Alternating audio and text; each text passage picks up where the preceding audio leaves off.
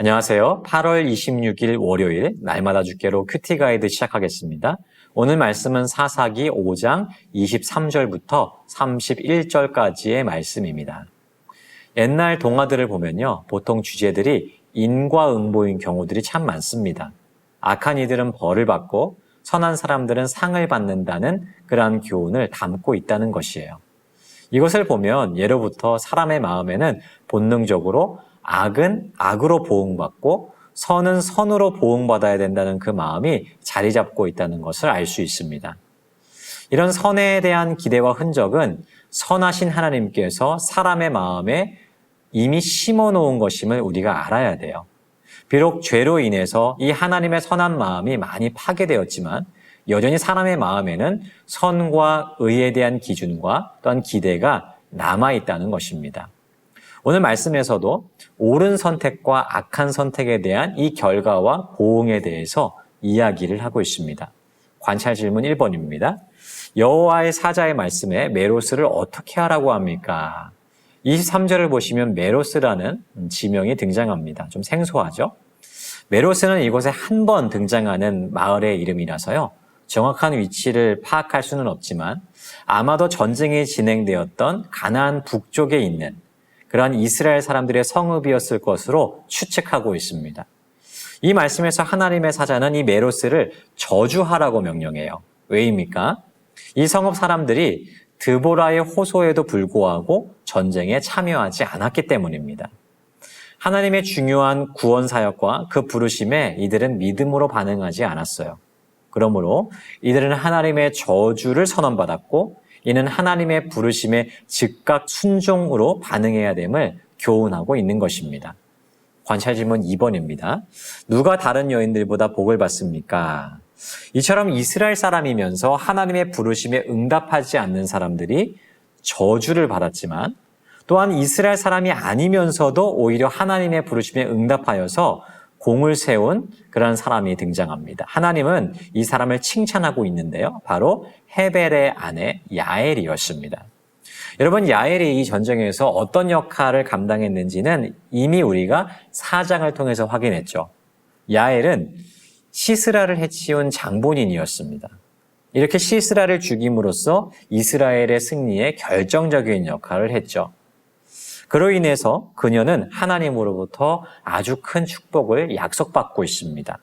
24절을 보시면 이 헤벨의 아내 야엘이 다른 여인들보다 복을 받을 것이니 장막에 있는 여인들보다 더욱 복을 받을 것이다 라는 말씀이 선언되고 있는 것을 보게 됩니다. 이처럼 하나님의 부르심에 대한 신실한 순종과 응답에는 하나님께서 허락하시는 축복이 예비되어 있음을 이 말씀이 교훈하고 있는 것이죠. 관찰 질문 3번입니다.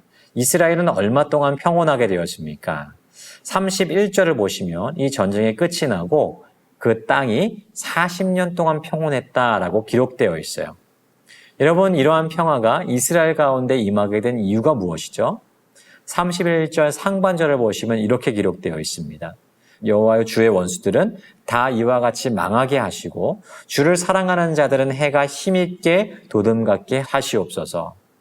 하나님의 평화가 이 땅에 임하도록 하는 길은 단 하나밖에 없다는 것이죠. 바로 하나님을 사랑함으로 말미암아 그 안에 하나님의 구원과 은혜가 온전하게 임하게 되는 것, 바로 그것입니다.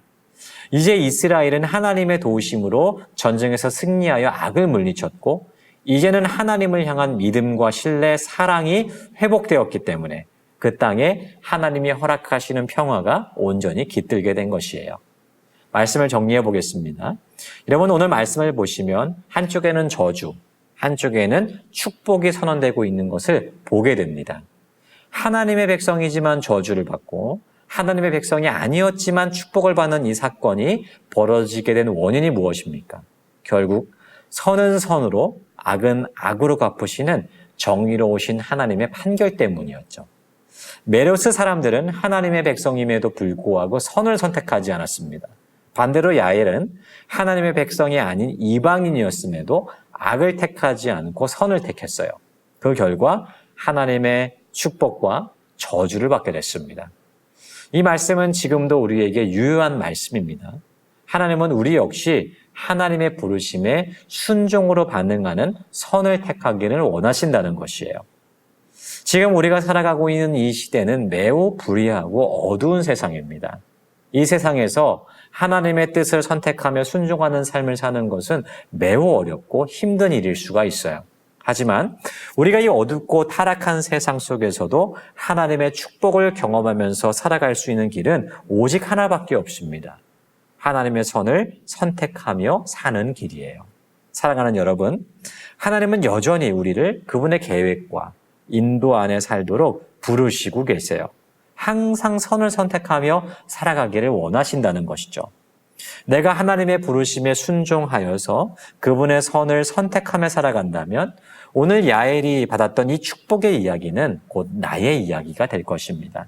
이 사실을 기억하면서 오늘도 악이 아니라 하나님의 부르심에 순종으로 반응하는 그러한 삶을 선택함으로 말미암아서 하나님의 축복을 경험하고 누리며 살아가는 우리 모두가 되기를 주님의 이름으로 축복합니다.